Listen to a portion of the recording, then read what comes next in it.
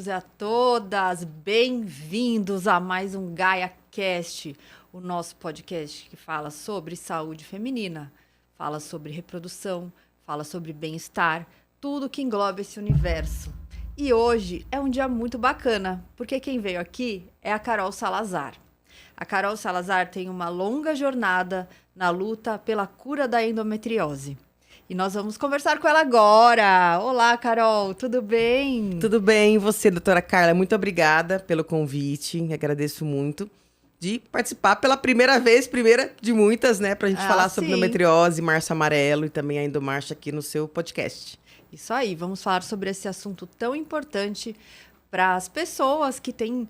É um diagnóstico tão difícil de ser feito, ainda hoje, né, Carol? E, bom, você é uma jornalista. Sim. Você se formou em jornalismo. Como é que é a sua carreira? Como que você chegou de jornalista para essa ativista pela cura da endometriose? Me conta a sua história. Eu me formei, né? Sempre foi meu sonho ser jornalista. E eu trabalhava com celebridades, né? Trabalhei nos principais veículos, né? Caras Brasil, Olá Brasil, enfim, Revista Quem. E no meio do caminho, né? Depois de 18 anos de sofrimento sem diagnóstico, eu descobri que eu tinha endometriose. E aí, assim, eu comecei sem querer mesmo, por hobby, entre aspas, né? Com um blog A Endometriose Eu, em 2010. Comecei a relatar aquilo que eu sofria, né? Após eu ter ficado desempregada devido ao tratamento que eu estava fazendo na época para endometriose. E o que você sentia? Conta. Como que foi essa descoberta, esse diagnóstico e esse tratamento que você estava passando? Acho importante. Olha, doutora, porque muita gente está passando por isso também. Muita dor, né? Assim, quando a doutora abriu o programa e disse que ainda hoje, né, a gente está em 2025, o diagnóstico é tardio, imagina em 2010, 2009, quando eu fui diagnosticada. E isso acontece, esse diagnóstico muito tardio, ainda por conta da normalização das dores menstruais, né? Sim. Que não devem ser normalizadas, que isso acontece desde a era egípcia, né? Desde a era, enfim, de Hipócrates, desde a era grega, quando falavam, né, que o útero, né, ele causava todos os problemas da mulher, né? Então, assim, se a mulher tinha uma dor de dente, a culpa era do útero que andava pelo corpo. Qualquer problema que a mulher, né, tanto que era chamada de histeria, né? Então, a palavra hístero, né, do grego, né, que significa útero, então veio essa questão dessa normalização das dores, né? Ninguém acredita que as dores menstruais realmente pode ser uma doença, né? Sim. Pode estar ligado a alguma doença. Sim. Então, por isso que é urgente desnormalizar as dores menstruais para que o diagnóstico da endometriose seja cada vez mais precoce. Eu tenho dor... eu menstruei aos 13 anos, que hoje é até considerado tarde, né? Porque tem muitas meninas menstruando aos 8, 9 anos de idade, 10 anos. Mas sempre com muitas dores, assim. Eu não lembro de ter uma menstruação sem dor. Então, assim, aos 13 anos já, com a barriga super inchada, dor na lombar. Todos os sintomas. Muita fadiga, Todos. sim. A dor na lombar que irradia para as pernas. Mas eu ia ao ginecologista, eu falava, e eles falavam que eram normais. Todos os sintomas normais. Até hoje isso acontece, né? Então, para que haja diagnóstico precoce, que é uma das minhas lutas, né? Além da cura da endometriose, das minhas bandeiras de luta, tem que desnormalizar essas dores. O ginecologista ou a ginecologista precisa escutar atentamente a paciente e falar, opa, peraí. Não tá normal. Não tá normal. Como é a sua cólica? Não melhora com analgésico simples? Você precisa ir para o hospital ou tomar remédios fortes? Então... pode ser endometriose, vamos investigar, né? Só que daí tem uma coisa que acontece, é que assim, na adolescência, nessa fase, a maior parte das lesões não aparece em exame de imagem. Então, esse é um outro motivo do diagnóstico tardio, né? O diagnóstico de endometriose, é muito bom deixar claro aqui, ele não acontece por exame de imagem, é uma anamnese bem detalhada, né? Exame de toque, né? Claro, se a menina... né, não tiver tido a primeira relação, então é só a anamnese detalhada mesmo, onde ela vai relatar todos os sintomas, se é no período pré-menstrual, menstrual e na ovulação, porque pode ser em todos eles ou em um deles, né? E com o tempo a mulher pode ter dor todos os dias, mesmo fora desses períodos, né, dependendo do grau da endometriose. Então é muito importante que os ginecologistas, né, homens e mulheres, se atentem às dores e que não normalizem mais as dores menstruais, para que o diagnóstico seja cada vez mais precoce. Ai, Carol, eu achei incrível isso que você falou sobre desde a antiguidade, né? Como a mulher era vista e como a ciência mudou muito a visão até como é a fisiologia feminina. Sim. Porque na minha área, que é a reprodução humana, eu estudei a história da reprodução humana e eu descobri coisas que, assim, bom, a mulher era tida como apenas o que dava a matéria, como o sangue menstrual era o que formaria a criança, mas a criança viria do ejaculado. Então, ou seja, só do homem que punha a criança na mulher, o bebê, um bebezinho pequenininho, e a mulher colocaria a substância. Uhum. Isso você aprendeu na faculdade? Não, isso eu aprendi estudando. Ah, estudando. Então, essa era o que as pessoas acreditavam, né? Sim.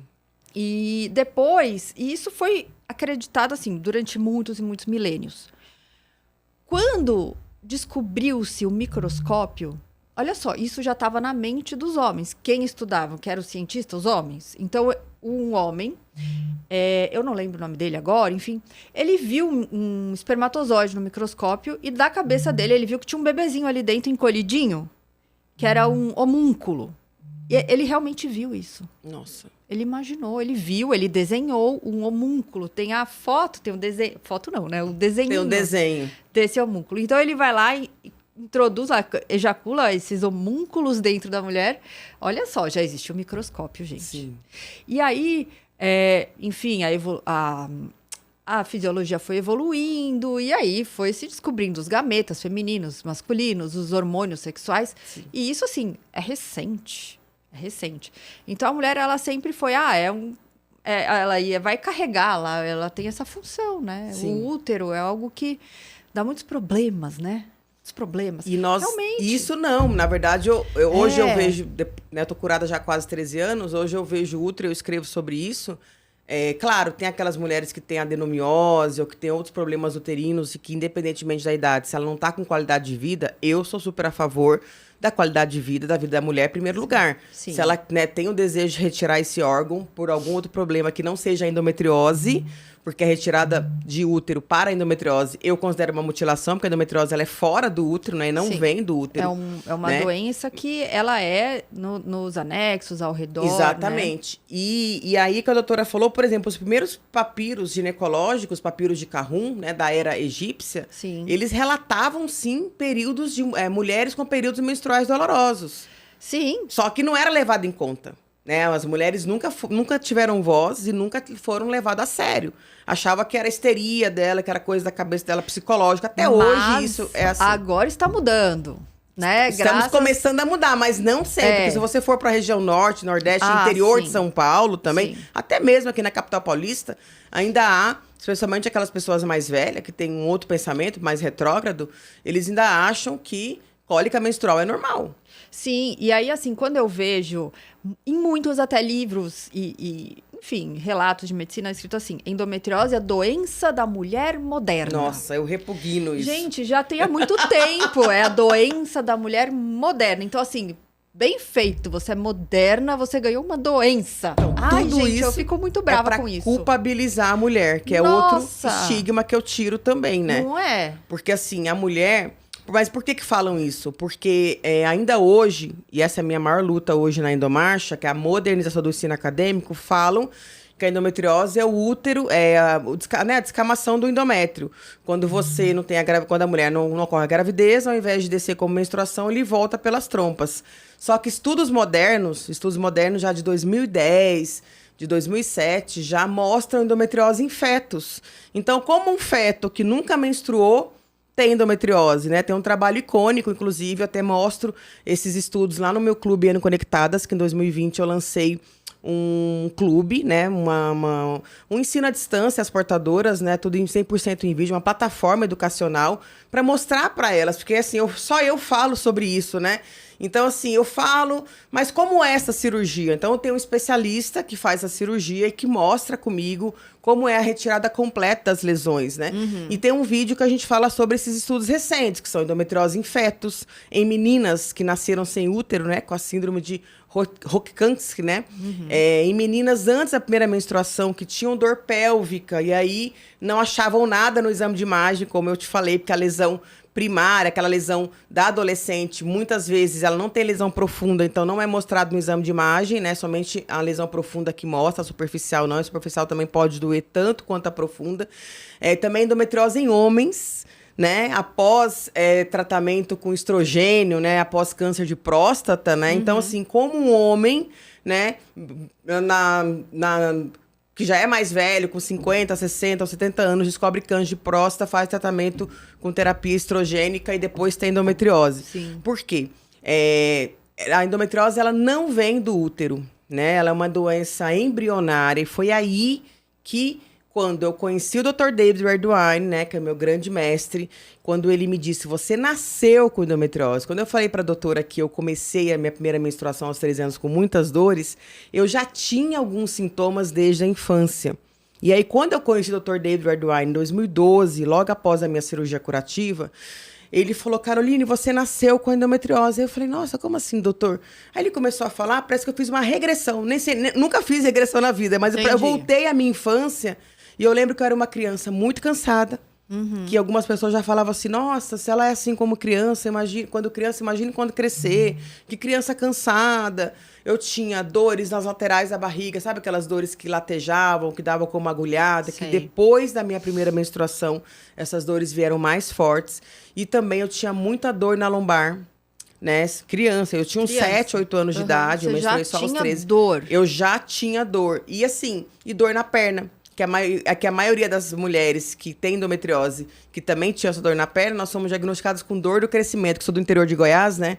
Então, assim, não, é dor do crescimento, ela vai ficar muito alta, ela tá crescendo, enfim, então, essa dor é isso. Então, assim, infelizmente, os médicos, ao meu ver, tem que até desde o pediatra já levar isso em consideração, né, para verificar se ela tem essa dor cíclica, se é constante. Claro, antes da primeira menstruação, ela não é constante todos os meses. E eu lembro que eu atrapalhava minhas brincadeiras. Eu tava brincando, de repente me dava dor na lombar ou as pontadas de lado, eu tinha que parar, ficar em repouso e depois voltar a brincar, mas me atrapalhava, né? Então, a endometriose, né, no que eu estudo, no que eu acredito hoje, já acreditei que vinha da menstruação retrógrada, já falei muito sobre isso, né, mas a gente está sempre evoluindo, né, é que é uma malformação dos ductos de Miller, né, que são tecidos embrionários que formam parte dos nossos órgãos reprodutores, como 2/3 da vagina, que é a parte superior da vagina, as trompas e também o útero, né? Então, são esses tecidos que, por algum motivo, durante a formação embrionária, né, eles se deslocam do seu local originário ali para a formação desses tecidos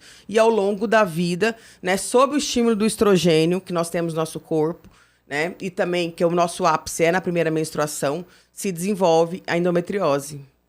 Sim, são várias teorias, né? A gente também não tem como abolir totalmente da menstruação retrógrada ainda, não tem como dizer que ela também não tem menstruação nunca foi comprovada.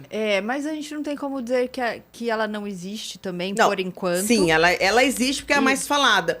Mas assim, por exemplo... Sim, tem várias teorias e a gente precisa estudá-las, né? Estudar todas as teorias. Sim. E assim, no meu dia a dia... O que me impacta muito, eu tenho pacientes que elas não têm dor, mas elas não engravidam. E a endometriose, ela tá lá causando inflamação, causando fadiga, causando uma série de coisas. Apesar de não causar dor, elas também causam a infertilidade. Sim. E isso não deve ser... menosprezado, porque não tem dor, então não precisa tratar, né? É que às vezes a dor também, ela fala, ela é muito ligada à cólica, né? Mas a fadiga, ela é muito dolorosa. O inchaço abdominal é muito doloroso, né? Então, assim, a dor na lombar é muito dolorosa. Então, mas a endometriose é a doença feminina que mais causa a dificuldade para engravidar. E tem que ser levada a sério, tem que ser levada em conta. E... tem que fazer o diagnóstico precoce e precisa fazer um acompanhamento e um aconselhamento reprodutivo, porque não tem como a gente fazer um diagnóstico de endometriose e não fazer logo junto, um aconselhamento reprodutivo. Eu tenho um vídeo no clube com esse nome, aconselhamento reprodutivo para as mulheres com endometriose. Porque não tem como. É algo assim, ó, endometriose, aconselhamento reprodutivo. Sim. Como que eu vou fazer? Você está em risco. É um risco Eu enorme. acho também muito importante para o casal que quer engravidar fazer a consulta pré-concepcional, que é o que eu falo bastante, já tem algum tempo, que eu fiz também, né? Para saber se está tudo ok. Porque antigamente, assim, até hoje, né? Vou engravidar, para o anticoncepcional, não usa mais a camisinha, vou engravidar. Mas eu acho muito importante não só isso. Antes, passar com o médico, né? Vai ao ginecologista, né? Para poder avaliar. Fazer todo o exame. Eu fiz todos os meus exames, cariótipo, enfim, tudo para saber se estava tudo ok, se eu tinha algum problema, por exemplo, alguma infertilidade, alguma coisa, né? Tanto eu quanto o pai da minha filha, nós fizemos isso. Para o quê? Para que haja sucesso, né? Porque eu fiz, né? Eu fiz FIV, né? Minha filha, eu engravidei com a minha filha por FIV. E tive um único óvulo, né? Então, acho que o sucesso dessa minha consulta pré-concepcional, né? Eu tinha endometrite, que eu não iria engravidar. É importantíssimo. Se eu tivesse... Essa consulta é fundamental para quem tem endometriose. Exato. Assim, a preparação. É. E antes disso mesmo, antes de decidir, você hoje tem a possibilidade de congelar óvulos. Sim. Então, a endometriose, ela anda muito junto com esse planejamento, com hoje a possibilidade do congelamento de óvulos, onde você consegue congelar o seu potencial reprodutivo, porque a mulher também, muitas vezes eu vejo pacientes que recebem o diagnóstico de endometriose e junto vem uma pressão para engravidar. Olha, você tem endometriose, engravida logo, porque você está é muito ligada ainda à infertilidade, né? É muito ligada, assim... Não... Embora seja a doença que mais causa a infertilidade, eu tento também tirar um pouco esse estigma, até para não pesar no psicológico da mulher, porque a infertilidade é uma dor que... elas falam que dói na alma. Eu não sou infértil, né? Eu fiz a FIV porque eu tinha baixíssima reserva ovariana, então é muito importante essa questão do congelamento. Espero que em breve, né, seja um pouco menos caro, né, para que seja mais acessível à população. Por exemplo, quem tem endometrioma, dependendo da reserva ovariana, quem tem endometrioma não pode operar sem fazer o teste da reserva ovariana para verificar se precisa congelar ou não. Porque quando vai retirar o endometrioma, se realmente for preciso, vai perder reserva ovariana involuntariamente. Exatamente. Junto com o endometrioma, sai um monte de óvulo. Sai um monte de óvulo. E eu vejo hoje, como você falou no início da nossa conversa, as meninas estão menstruando mais cedo. Sim. Estamos com problemas aí. Né? Então, dizer que a endometriose é uma doença da mulher moderna não é. Mas os tempos modernos também trazem alguns aditivos aí na nossa saúde de todo mundo. Não é só da mulher com endometriose, mas de todos. Sim. A gente vive numa piscina de disruptores hormonais, que são os microplásticos, os fitalatos, os parabenos. Enfim, uma infinidade de corantes, de fixadores de aroma, que a gente tá, assim, exposto e a gente nem sabe de onde vem. Só que aí tudo vira um coquetel. E quando a mulher está grávida, ainda mais é grave. Por quê? Se ela tá grávida de uma menina, esse ovário em formação, esse sistema reprodutivo em formação, vai sofrer também influência desses agentes químicos que mimetizam, ou seja, que eles imitam hormônios. Eles querem ser hormônios, sabe? Eles conseguem se ligar na chave fechadura ali. Sim. E acabam dando algum tipo de sintoma. A gente não consegue dizer exatamente qual disruptor hormonal faz o quê, para onde, mas tem muitas pesquisas agora sobre endometriose, sobre se existe um papel desses disruptores hormonais no aumento do risco e desenvolvimento para endometriose. E isso me interessa demais. Sim. Me interessa demais. Então, pelo que eu estudo, doutora, assim, na questão do desenvolvimento, não, mas isso pode aumentar os sintomas, né? Sim. Porque, assim, como tem um mito que a endometriose vem da menstruação, né? O doutor Eduardo tem um estudo muito importante, não só ele, tem alguns estudos mostrando que o endométrio da lesão de endometriose não é igual ao endométrio do útero. Sim, esse é o principal motivo, porque hoje eu acredito que a endometriose não vem da menstruação, até porque eu menstruo desde 2012, nesses últimos anos, de forma saudável, né? Então, eu não tenho mais nenhum sintoma, assim, de vez em nunca. Eu tenho uma cólica bem leve. A minha última que eu tive foi em 2019, porque também tive um problema na endomarcha, fiquei nervosa. Aí isso tem a ver também, né, com o nosso estado, enfim. Então, foi quando eu tive, ainda comprei remédio, que eu falei, nossa, gente, peraí, eu trabalho com isso, eu tô aqui sentindo uma dorzinha, vou tomar remédio, mas eu tive que doar minha caixa, porque tava já perto do vencimento, porque eu não tomei mais, né? Então, ou seja, 6 anos sem nenhuma cólica, nem nada. Eu mal durmo, não tenho fadiga, né? Não tenho mais dor na lombar, não tenho mais o endobarriga, né? O inchaço abdominal, nada disso. Então, por conta desses estudos, né, que eu li e que perceberam que assim, no microscópio a lesão endometriose é diferente do endométrio do útero, é que pelo fato que eu não acredito mais que a endometriose venha da menstruação. É uma doença embrionária, porque eu tenho sintoma desde criança, e a maior parte das minhas seguidoras, quando eu posto sobre isso também, vou postar muito em breve de novo, aí tem aquela enxurrada. Ai, minha filha tem 8 anos eu também. E já tá com dor também, ainda não menstruou. Minha filha menstruou aos 9 e já tem dor, né? Ou seja, criança. Mas então eu acredito que esses fatores externos, eles podem sim ajudar nos sintomas. Sim, eles aumentam os sintomas. Então, por exemplo, né, a gordura, o tecido adiposo, também tem estrogênio. Sim. Né? Então, sim. Por exemplo, eu vou comendo aqueles fast food, aquelas coisas, vai aumentando a minha gordura. E aí eu vou ter o quê? Mais dor. Né? Porque embora o estrogênio ele está ali na maior parte dos ovários, nós temos outros locais periféricos no corpo, como a gordura do corpo, tecido adiposo, glândulas suprarrenais, que isso podem também causar os sintomas. Mas uma vez retirada toda a lesão, é importante dizer que a endometriose não volta, né? Eu já vou completar agora em junho de 2025, 13 anos sem endometriose, né? Então, assim, eu sofri 21 anos, 18 sem diagnóstico, não tive apoio, né? As pessoas achavam que eu era louca de tanta dor, cheguei a tomar Tramal, morfina. Na minha época, a gente comprava morfina em farmácia, hoje só dá na UTI, né? Você só pode tomar na UTI. Então, nem morfina melhorava minhas dores. Não, a endometriose é uma doença realmente terrível. E precisa ser cada vez mais divulgada, e isso que você faz é maravilhoso. E eu quero aproveitar, quero te dar o meu PIN exclusivo. Obrigada. Que eu criei a partir do meu trabalho, né? Que é o PIN, que eu tô aqui, que é a fitinha da endometriose, a fitinha amarela. E aí eu coloquei, né, minha designer, Mônica Martins, ela desenhou, né, essa asa de borboleta para mostrar que o meu trabalho, ele causa uma transformação, uma revolução, uma metamorfose, né? E uma esperança de cura. Claro que, assim, nem todas ficaram curadas, especialmente aquelas que fizeram muitas cirurgias.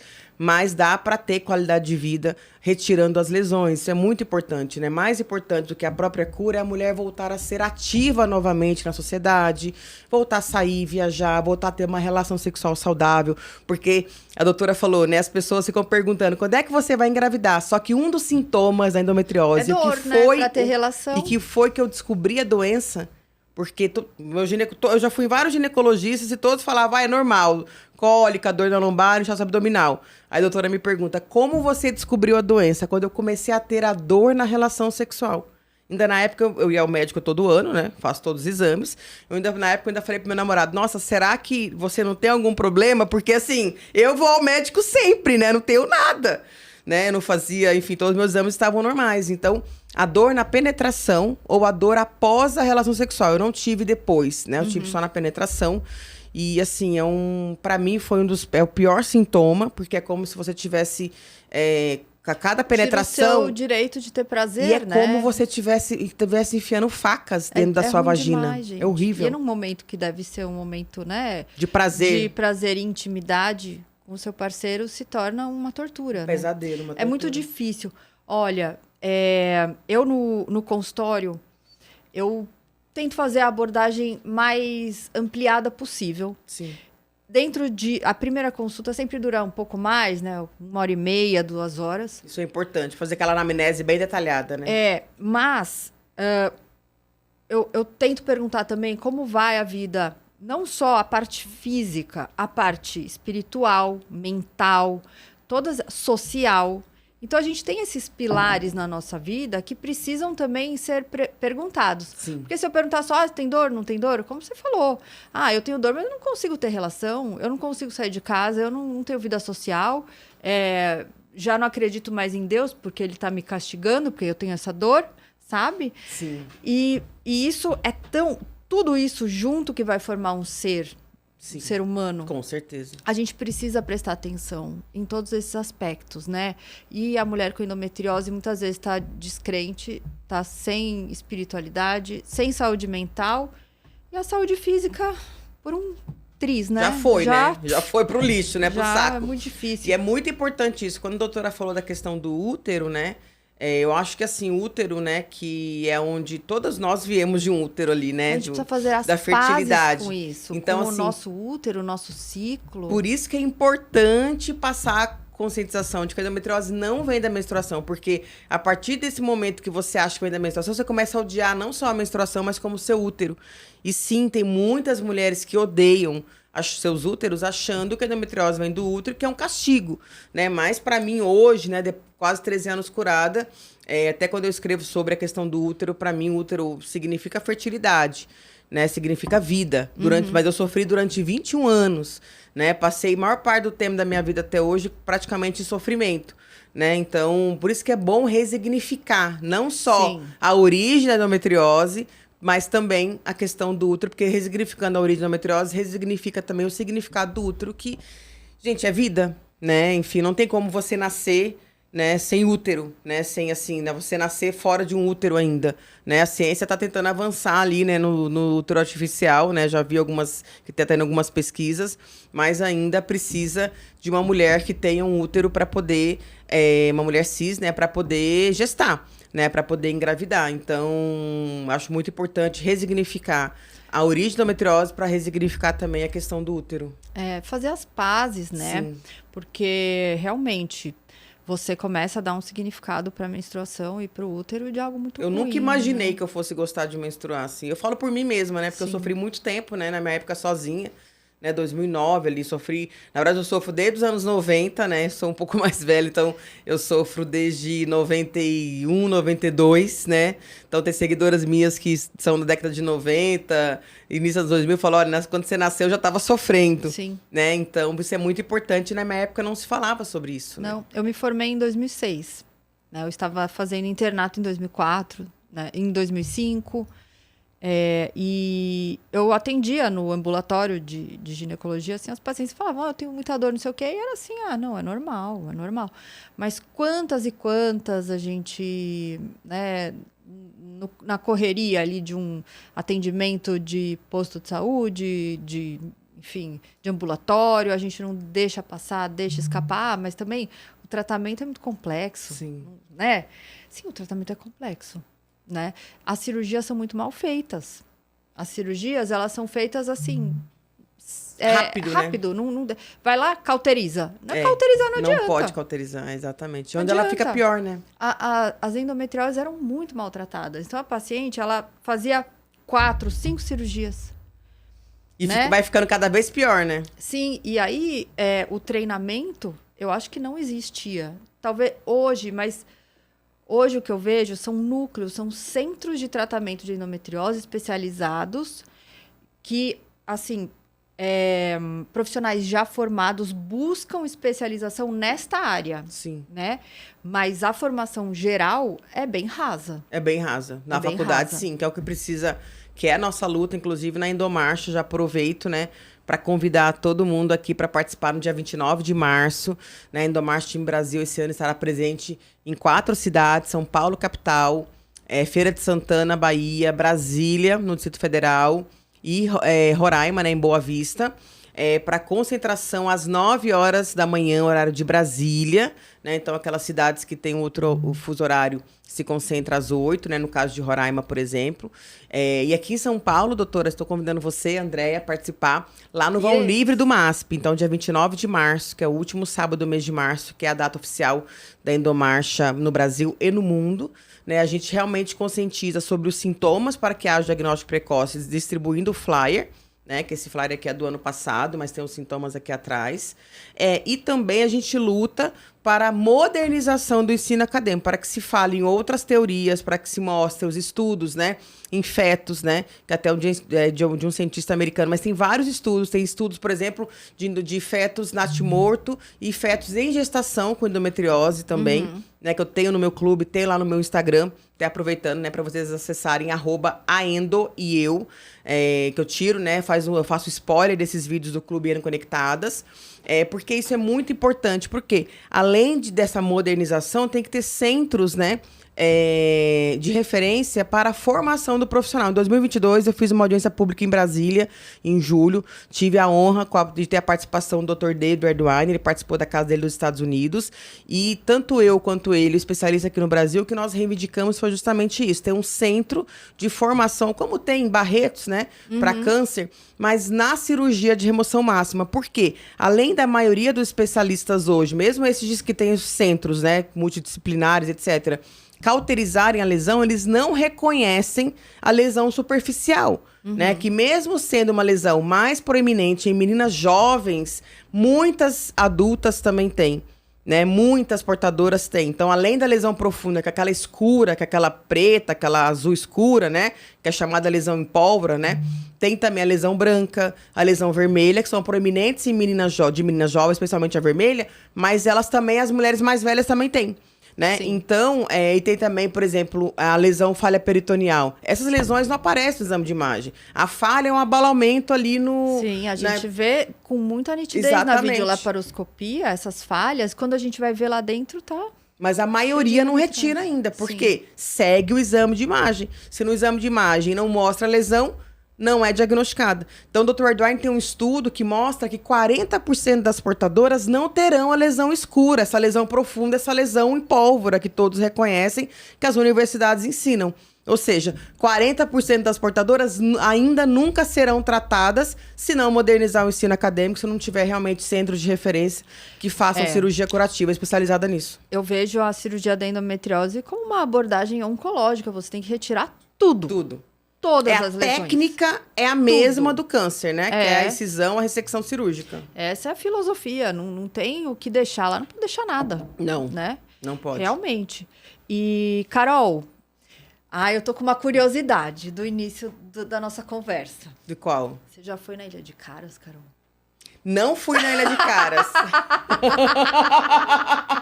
E se entrega a idade da pessoa. Que era Gente, na verdade, quem fazia era o Rio, né?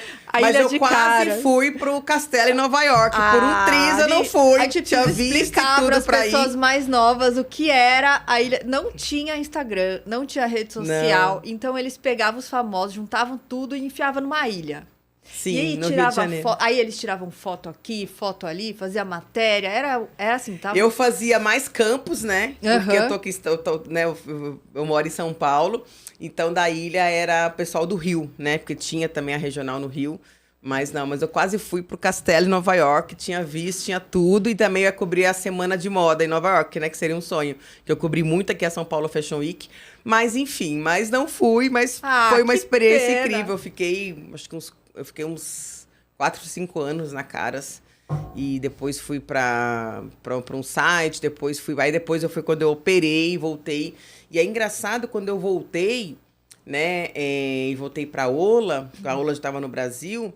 As celebridades que me conheciam antes, né? Falavam, eu era tão inchada, eu pesava 100 e tantos quilos, nem na minha gravidez eu pesei isso, que chegou a falar assim, você fez, tipo, plástica? Não, era o inchaço abdominal da endometriose, porque eu tava no começo com pelve congelada, que é o último estágio ali avançado de endometriose, né? Onde eu tava, era tudo um bolo só, então era desse tamanho, né? E assim, eu nunca fui, né? Nunca foi esse meu biótipo, né? Eu já fui atleta, já tinha sido modelo, enfim... Então, era muito inchada, mas eu escutei se eu tinha feito plástica, o que eu tinha feito era a cirurgia completa de endometriose. Entendi. E me conta como é que foi sua FIV? Como é que foi sua experiência de fazer FIV? Olha, pra mim foi tudo perfeito, né? Assim, eu tenho, graças a tudo que eu fiz ali da consulta pré-concepcional, né? Fiz todos os exames, por exemplo, eu tava com endometrite, né? Então, o meu obstetra, né? Quem fez minha FIV foi, assim, maravilhoso, porque senão eu não teria engravidado e a maioria das mulheres não fazem nenhum exame, não faz nenhum exame, né?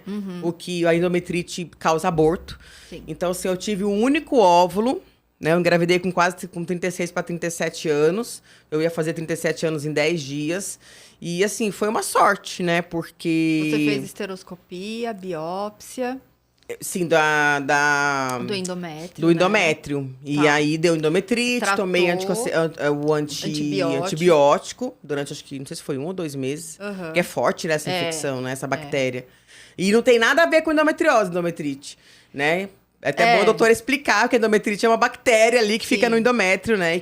Mas as pacientes com endometriose, né, devido à imunidade diminuída e uma série de coisas, pode ter, assim, pode ser mais frequentemente encontrado, né? Mas, claro, não é a mesma doença. Não é a mesma doença. É outra doença. Apesar do nome ser parecido, né? É outra doença. E aí eu fiz e, enfim, engravidei, assim, até o meu obstetra que é meu ginecologista, que fez a FIV em mim, ele não acreditou que eu iria engravidar nessa primeira vez. Durante o meu parto, ele falou lá pro assistente dele, olha, eu não imaginava que ela ia engravidar com um único embrião aos 37 anos, depois que eu já tinha feito 4 cirurgias prévias, né? Uhum. Tinha feito apendicite na adolescência, cisto de ovário, que eu fiz uma cesárea aos 15 anos de idade. Tudo isso já era endometriose, não fui diagnosticada, né? E então, mas assim, deu tudo certo. Hoje minha filha, agora dia 4 de março, vai fazer 10 anos já. Então, foi uma gravidez maravilhosa, Bárbara, Babi. E eu não tive nenhum problema, assim, nem durante o tratamento de FIV, né? Que muitas relatam, eu tive que, como eu tava com baixíssima ovulação, esse foi um dos motivos que eu fiz a FIV. Eu tava com baixíssima ovulação. Você não tinha tempo a perder. Eu tinha 0,2% só por cento de reserva ovariana, não tinha informação da questão de congelar óvulos, e tudo mais. antimuleriano. Quando eu já fiz com 36 para 37, né?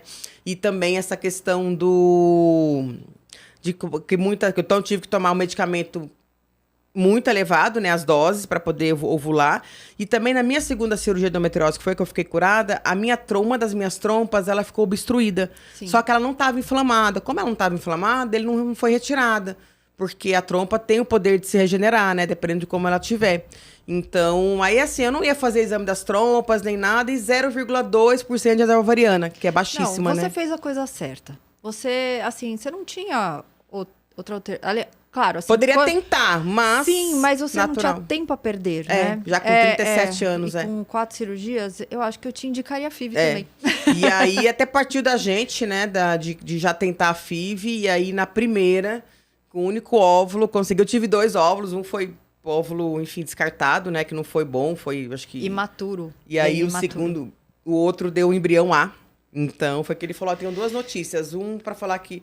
Uma boa e uma ruim. Qual que você quer primeiro? Eu falei, me fala a boa. A boa é que seu embrião virou A, mas só um embrião, porque o outro óvulo já foi descartado, enfim, não virou nada. Mas eu achei... Mas foi bom, assim.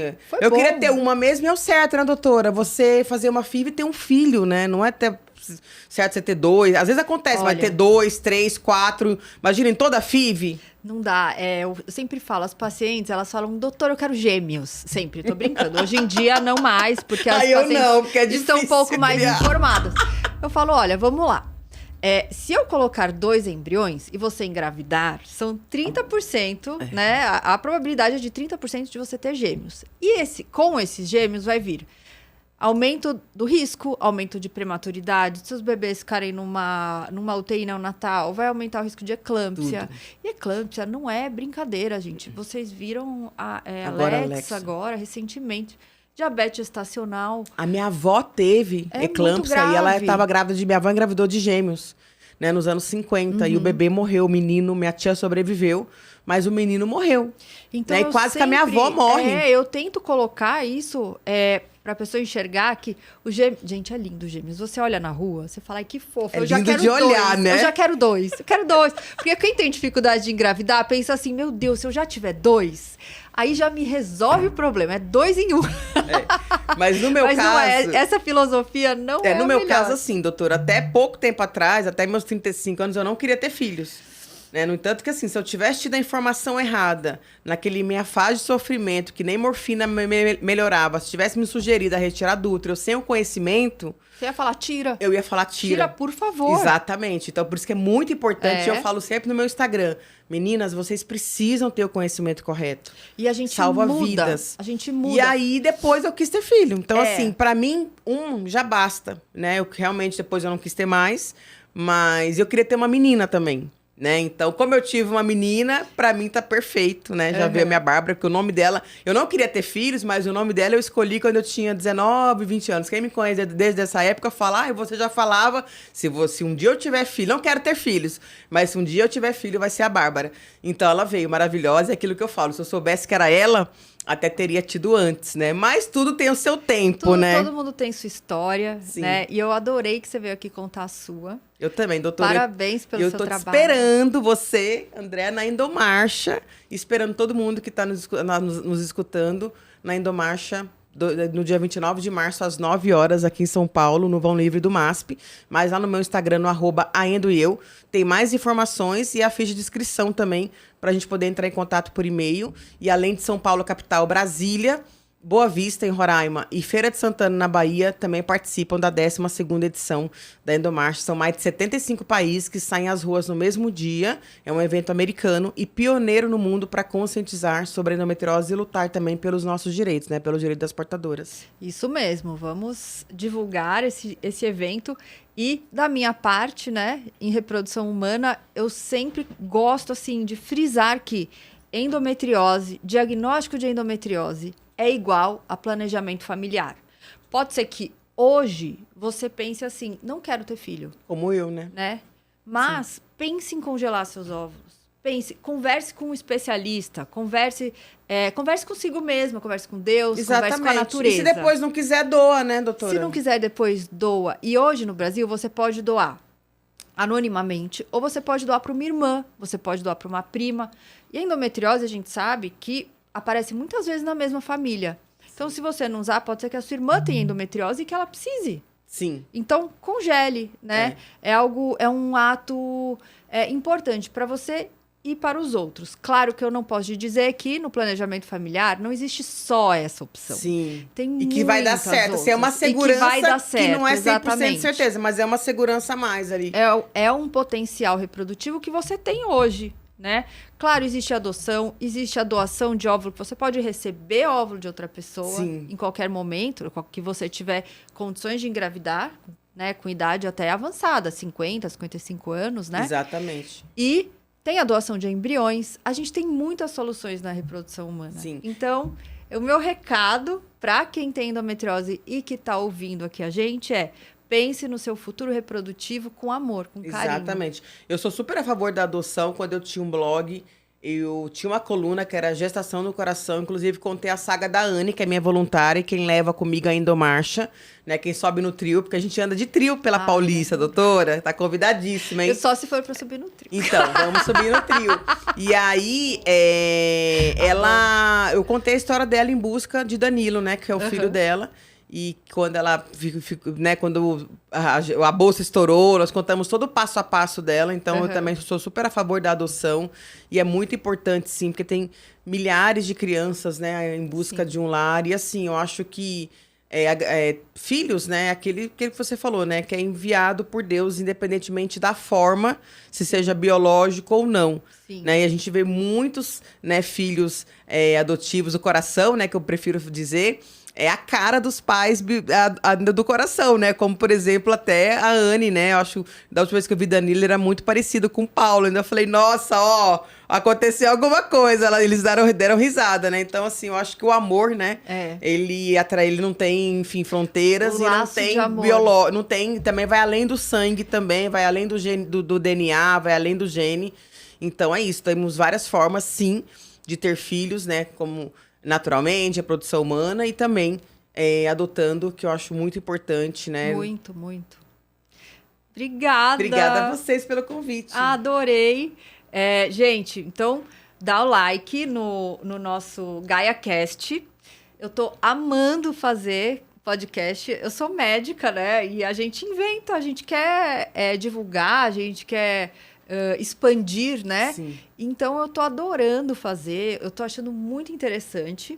Obrigada por participar. Eu que agradeço o convite. E segue que vai ter muita entrevista legal, tá bom, gente? Um grande beijo e até o próximo episódio.